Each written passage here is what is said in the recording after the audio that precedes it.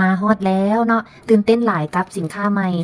สิ่งนี้ก็คือสิ่งใหม่อีกสิ่งหนึ่งของพวกเขาที่ว่าสั่งให้ลูกค้ามาจาก USA เลยตัวนี้สั่งตรงมาแต่ว่า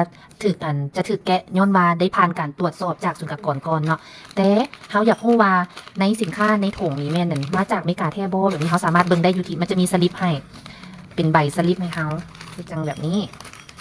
นี่เปิดให้เบิ่งกันสดๆเลยแต่ว่าบ่สามารถเปิดเผยได้ละเอียดเนาะอันนี้จะเป็นรายละเอียด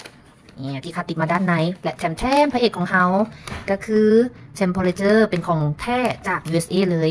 ตัวนี้มีขนาดน้อย ถ้าเขาเอิ้นกันเทียบเอิ้นกันง่ายๆก็คือจะเป็นอันลักษณะคือกระดุมเนาะเขาเอิ้นกันว่าอันกระดุมแทกอุณหภูมิขนาดจะน้อยๆเลยจะลักษณะนี้เนาะเดี๋ยวซูมเข้าเบิ่งให้ใกล้ๆเลยจะเป็นลักษณะนี้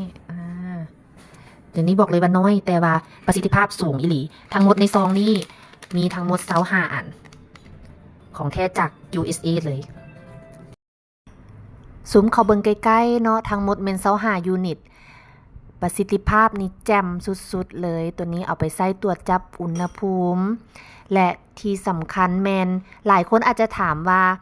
สั่งมาจากอเมริกาใช้เวลาดนบ่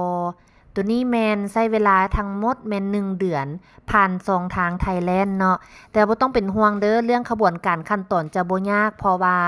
ใช้บริการทางขายไว้ .com ของพวกเขาให้บริการตั้งแต่ต้นทางจนสุดปลายทางจนว่าเครื่องฮอดมือถึงมือลูกค้า